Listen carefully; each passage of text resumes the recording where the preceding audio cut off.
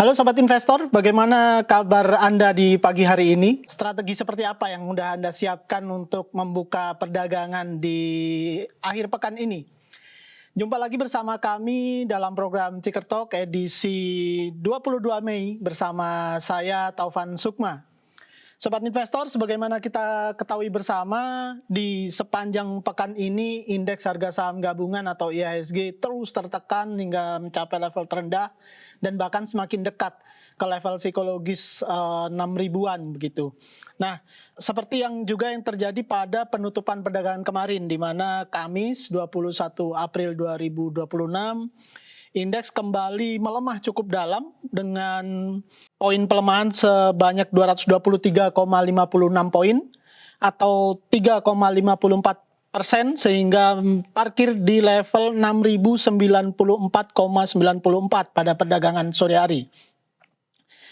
Sepanjang perdagangan terdapat 700 saham yang kompak melemah, 91 saham saja yang masih mampu menguat dan 168 saham lainnya masih bergerak stagnan. Nilai total transaksi terpantau tidak cukup tebal ya, dengan nilai mencapai 18,18 triliun rupiah dengan melibatkan 33,48 miliar saham yang diperdagangkan. Seluruh sektor saham bergerak di zona merah dengan pelemahan tertinggi dipimpin oleh sektor energi dan disusul oleh sektor bahan baku. Lalu apa sebenarnya sentimen paling utama yang kemudian menekan atau jadi pemberat utama indeks harga saham gabungan di perdagangan kemarin? Apakah masih berkutat dari sentimen MSCI dan FTSE Russell atau mungkin justru datang dari kenaikan BI rate atau juga kebijakan baru pemerintah terkait sentralisasi ekspor yang harus melalui BUMN? Untuk menjawab hal tersebut, kita sudah tersambung dengan investment spesialis dari PT Korea Investment and Sekuritas Indonesia atau KISI Sekuritas, yaitu Mas Ahmad Faris Mu'tasim. Selamat pagi Mas Faris, selamat bergabung. Ya, selamat pagi Mas Taufan, selamat pagi juga untuk tim IDX Channel. Iya, baik. Gimana ini kabarnya? Termasuk juga strategi apa ya? Kita melihat kondisi pasar yang demikian ini seperti apa menurut Mas Faris? Ya, tentu ya kita nggak bisa denial, gitu. Kita nggak bisa denial kalau bisa kita mungkin untuk pertama kali saya itu merasakan pertama kali ya dalam 8 hari bursa indeks itu turun 14% dan no rebound gitu ya. Itu salah satu mungkin ini untuk saya ya dalam berkarir di dunia pasar modal ini cukup jadi pengalaman yang unik gitu ya, karena ini juga bisa testing gitu ya, sejauh apa skill saya, sejauh apa beli saya itu cari peluang gitu ya dari kondisi market yang seperti ini gitu ya. Jadi kurang lebih ya memang kita akan coba tunggu gitu ya ketika market mulai bereaksi untuk rebound nih Mas Taufan. Baik. Jadi ini kondisi yang kalau dibilang Mas Faris tadi cukup unik gitu ya, belum nggak banyak terjadi gitu, bahwa penurunan terus tanpa rebound gitu. Nah, kalau menurut Mas Faris sendiri, faktor apa sih yang menjadi tekanan utama bagi IHSG? Apakah masih berkutat di isu FTSI sama MSCI, atau justru yang cukup heboh nih untuk dibahas oleh pelaku pasar, yaitu kebijakan sentralisasi ekspor yang per Juni besok harus melalui BUMN, atau ada faktor lain juga?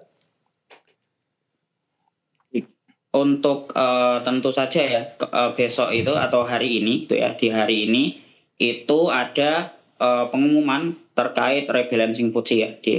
Kita hari ini kita bisa lihat seperti apa nanti respon market ya mengenai rebalancing FTSE ini. Kemudian kalau untuk kebijakan untuk satu pintu ekspor melalui PT DSI ya, itu sudah termention lembaga rating internasional nih Mas. Okay. Salah satunya S&P ya. Jadi di Kamis sore saya baca itu outlook mereka itu cukup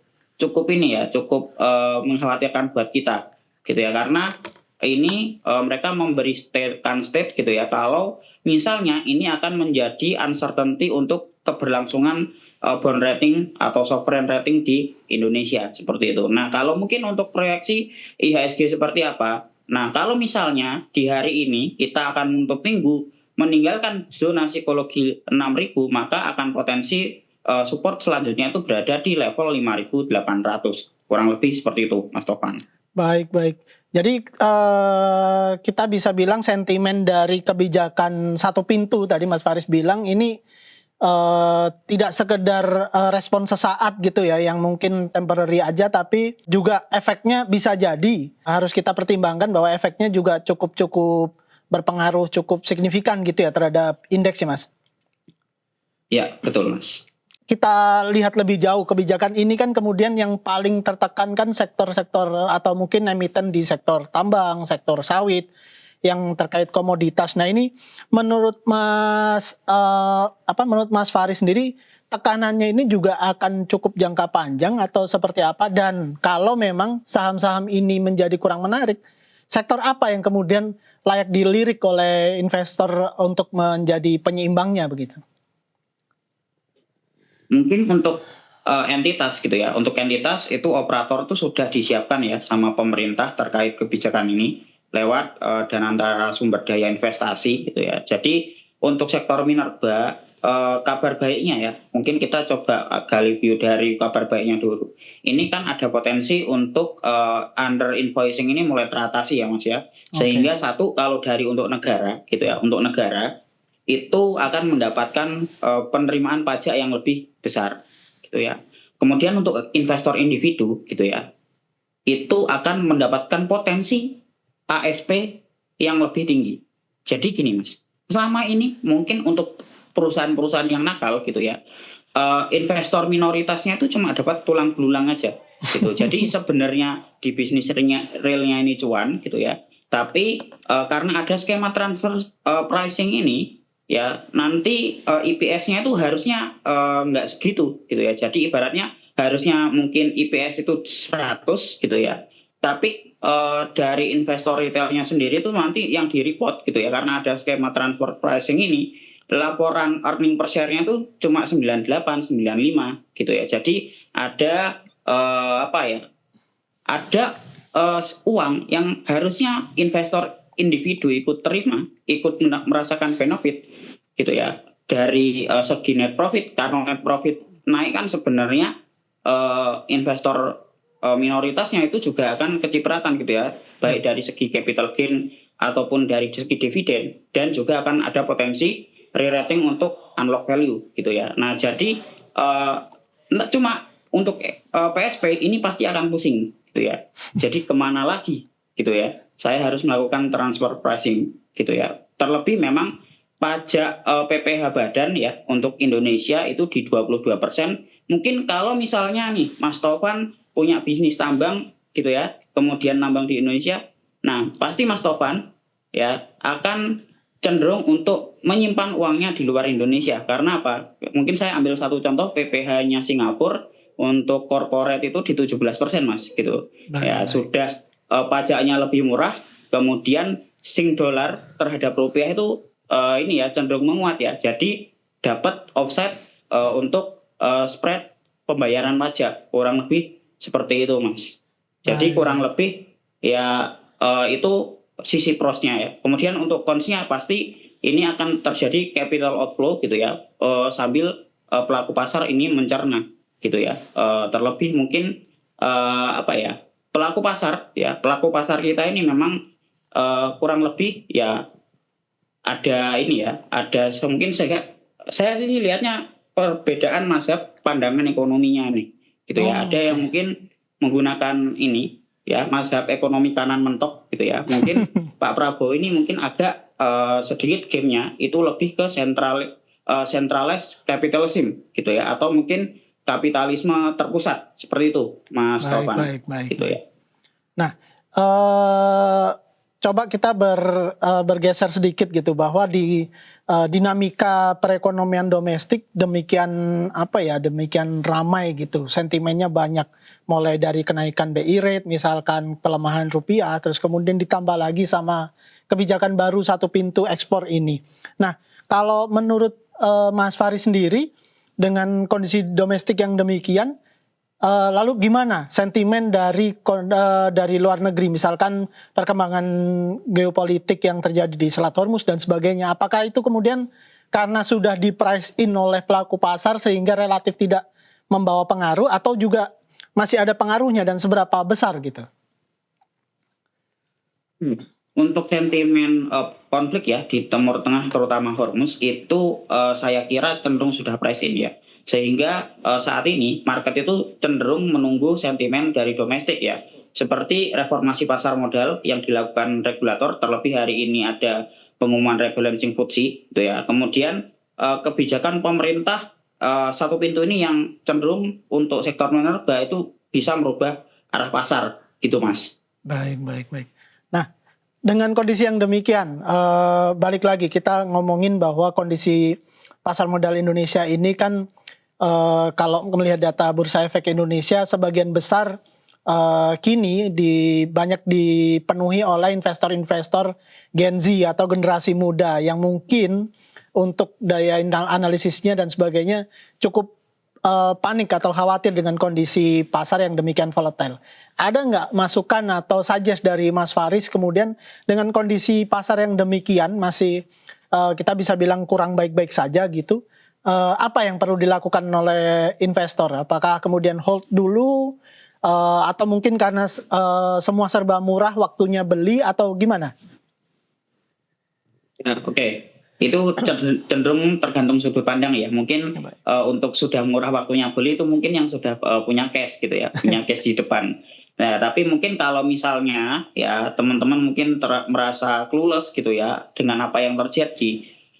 Kalau saya sih mandangnya teman-teman bisa ambil exposure dari instrumen yang resikonya itu rendah ya, seperti reksadana pasar uang ataupun deposito. Karena kalau kita lihat kan BI rate kan naik, otomatis bunga tabungan ya, bunga tabungan itu juga ikut naik, Mas. Dan itu mungkin kalau misalnya untuk teman-teman yang belum punya budget gitu ya, belum punya budget yang relatif mungkin agak gede ya, kalau deposito mau rate-nya agak tinggi ya.